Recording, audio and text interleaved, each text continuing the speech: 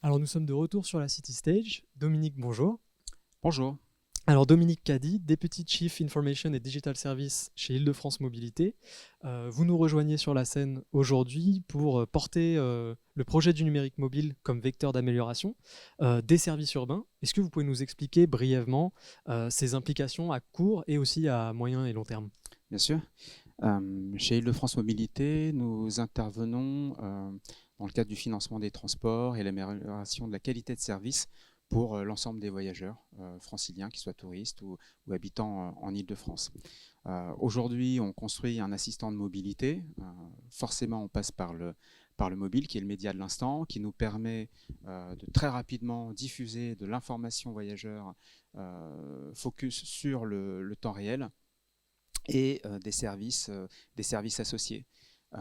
À court terme, la réalité du terrain, c'est que nous rassemblons différentes typologies de services dans un esprit inclusif pour intégrer les transports en commun, la mobilité douce. Vous avez pu le voir à travers le plan vélo ou Véligo Location, les vélos bleus que vous voyez en région parisienne, voire la mobilité partagée. C'est le plan de covoiturage qu'on a mis en place il y a quelques années, qui fonctionne assez bien, et puis on va le développer au fur et à mesure. Dans un futur proche, l'idée c'est de rassembler ces services, les fusionner pour mieux les adapter aux attentes des franciliens et dans l'idée que à terme, nous améliorions la qualité de service sur l'ensemble des projets, des services digitaux que nous diffusons auprès des voyageurs par l'intermédiaire du mobile. Alors Dominique, je me permets de rebondir justement. La crise du Covid a eu un impact considérable pour tous les franciliens. Est-ce que selon vous, ça a été plutôt un accélérateur pour ce développement de l'usage du numérique mobile? Alors, dans un premier temps, je dirais que la crise de la Covid a contraint nombre d'écosystèmes, y compris celui du transport, hein, dans lequel on évolue. Malgré tout, on travaille sur différents aspects. Quand vous parlez d'accélération de projets, par exemple, lors du premier déconfinement, on a pu, via nos services, relayer l'information relative aux contraintes sanitaires, hein, port du masque, nudge marketing, etc. Et puis, nous avons mis en place d'autres systèmes comme l'achat de tickets de bus par SMS, par exemple, puisque certains d'entre vous ont pu le voir, à l'époque, l'entrée par l'avant des bus était régulièrement bloquée, où il y avait un plexi devant le chauffeur, et pour acheter un ticket, là où ça devenait compliqué, on ne savait pas encore comment on pouvait gérer, quelle allait être l'expansion de la pandémie. Nous avons pris la décision de proposer l'achat de tickets de bus par SMS, par exemple. Alors comment d'ailleurs est-ce que les mobilités en Île-de-France arrivent-elles à se développer tout en conciliant innovation, qualité de l'information, accessibilité, trois facteurs particulièrement exigeants au vu du nombre d'usagers qui empruntent ces transports au quotidien? C'est vrai.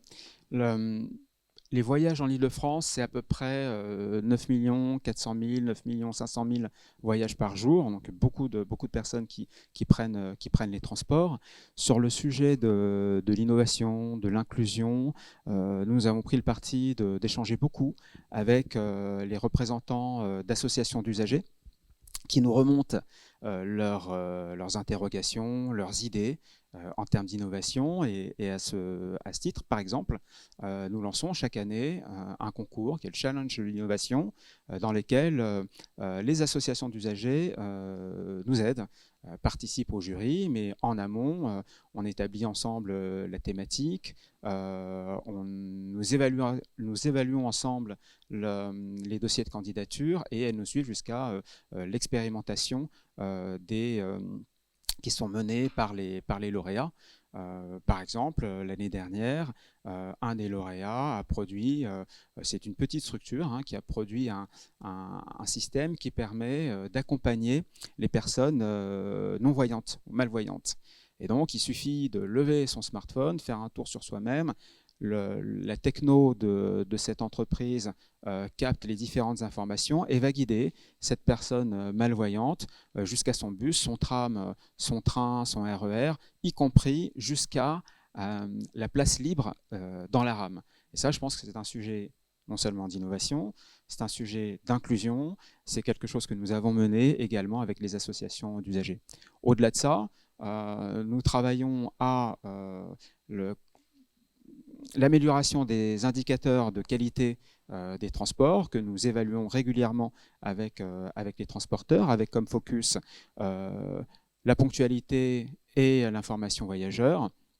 Et puis, de manière globale, l'innovation pour nous, c'est anticiper l'amélioration de services ou l'intégration de nouveaux services qui prennent en compte les enjeux environnementaux, sociétaux, technologiques du monde dans lequel on vit.